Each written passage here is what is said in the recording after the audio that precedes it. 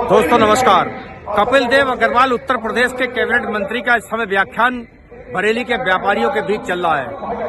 बरेली व्यापार मंडल की तरफ से उत्तर प्रदेश का अधिवेशन और सम्मेलन पीलीभीत रोड स्थित स्पर्श लॉन में आयोजित हुआ है, जिसमें प्रदेश भर के व्यापारी नेता, उनके प्रतिनिधि, उनके डेलीगेट्स मौजूद हैं।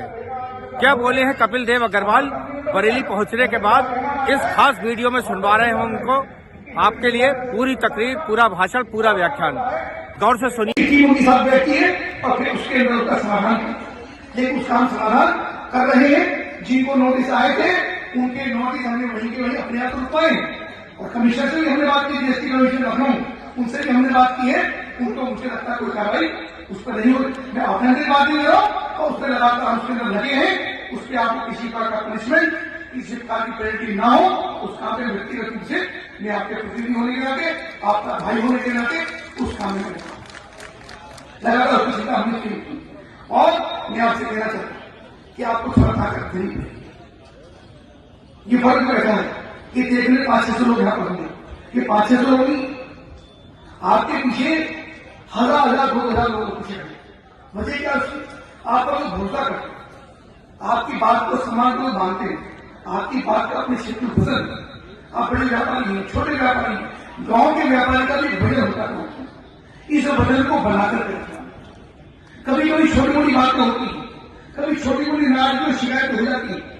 मुझसे भी शिकायत होती है, आपसे भी शिकायत, अन्य भी शिकायत होती है। उसके बावजूद भी जैसा मैंने भी आपसे कहा कि दूसरे को पता है कि इनकी ताकत है, इस ताकत को बना कर कोई नहीं चाहता कि नरेंद्र मोदी का इतना प्रभाव हो कि यूक्रेन और रशिया का युद्ध हो रहा हो और 25,000 नौजवान के भारत के पाकिस्तान के हो, झंडा लहरा करके और रशिया का युद्ध रुक जाए, यूक्रेन का युद्ध रुक जाए। इतनी ताकत मोदी के पास है। एक बहुत लोग हैं जिस बात को नहीं जानते, ये ताकत बनी है। G20 देशों के रक्षा हम कर रहे हैं, हमारे बहुत मोदी हैं जिनको बातें बर्दाश्त नहीं होती, रात को उनको रोटी भेजनी नहीं होती। ये ताकत आपके पास है। पाकिस्तान आपके सामने मिलाने का काम कर रहा है। अरे जमाना था 2013 से पहले कि कोई कंप्लेंट करो, ऐसा लगता कि मुंबई में पड़ जाएगा, मुजफ्फरपुर में पड़ जाएगा, रामपुर में पड़ जाएगा, सामने सब खत्म हो गए। रोज आतंकवादी घटनाएं होती थी, रोज रोज हत्याएं होती थी, रोज कर्फ्यू नहीं हुआ करते थे, महीनों कर्फ्यू लगता था। मित्रों, आप गर्व कर सकते एक बात के ऊपर कि आपकी सरकार आने के बाद आप कैसे पाकिस्तान मिलाने का काम कर रहा है, खोखला हो गया, कमर टूट गई उसकी। आज वो ठीक मांगने के नाता है। ये ताकत आपके प्रधानमंत्री नरेंद्र मोदी की है, आपकी है, आपकी वोट के कारण से सरकारी नौकरी जाने का बहुत सारी चर्चा है कर सकते हैं, लेकिन परिवर्तन हुआ है, प्रशासन होता है, सोचने की दिशा बदली है, सोचने का तरीका बदला है। सबके अंदर स्वच्छता है, व्यापारी हो, महिलाएं हो, बेटियां हो, किसान हो, सब स्वच्छता का माहौल हो। इस ताकत को विद्युत बना दिया। हमारे बहुत लोग हैं जो योगी आदित्यनाथ जी को भी और प्रधानमंत्री जी को भी एक फुट याद देकर नहीं चलते। वो बराबर की ताकत बराबर काम कर रही है, विभिन्न प्रकार के संयंत्र कर रहे हैं, विभिन्न प्रकार के गठबंधन हो रहे हैं और लगातार चाहते हैं क्या करना है, मोदी को हटाना है, क्या करना है, योगी को हटाना। क्यों हटाना?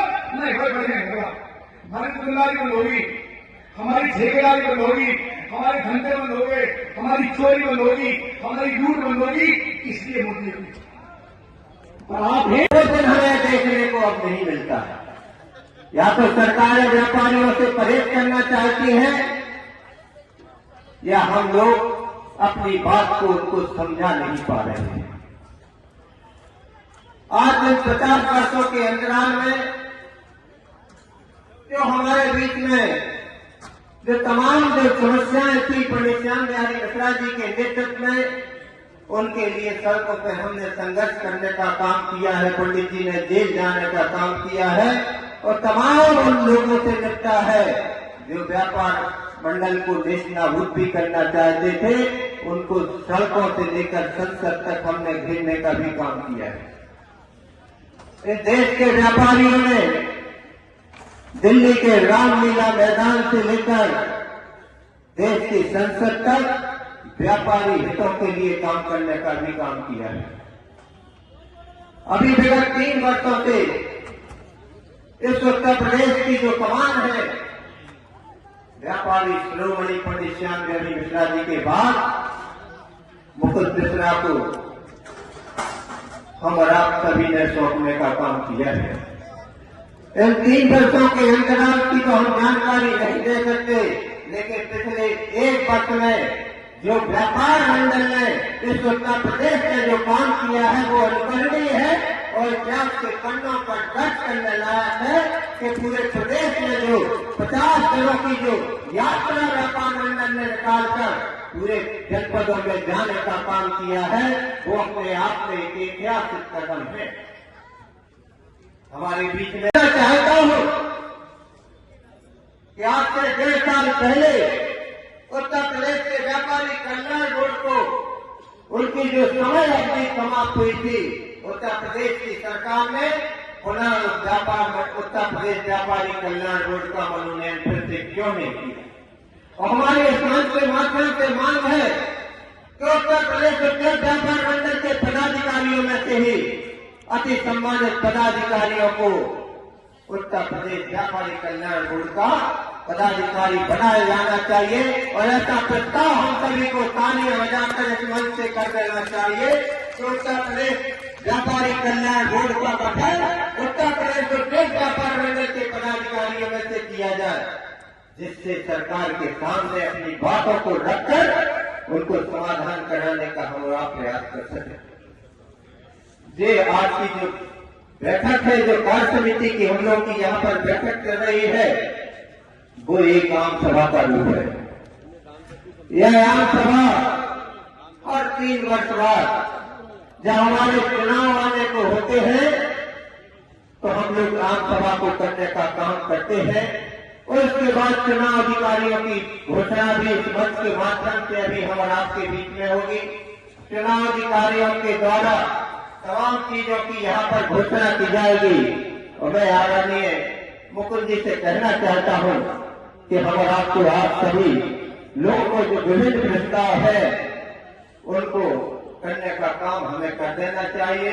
मेरा प्रस्ताव 1 फरवरी 2024 से उत्तर प्रदेश उद्योग व्यापार मंडल की सदस्यता अभियान को शुरू कर दिया जाना चाहिए नगरों और जिलों में। मेरा यह भी प्रस्ताव है कि मनोनयन की प्रक्रिया तो बहुत बार हो चुकी है, अगर संभव हो तो हम और आप सभी अपने अपने नगरों और कस्बों में और तहसीलों में अगर संगठनों का गठन निर्वाचित तरीके से करेंगे तो निश्चित ही हम और आपको एक ऊर्जावान संगठन की प्राप्ति होगी।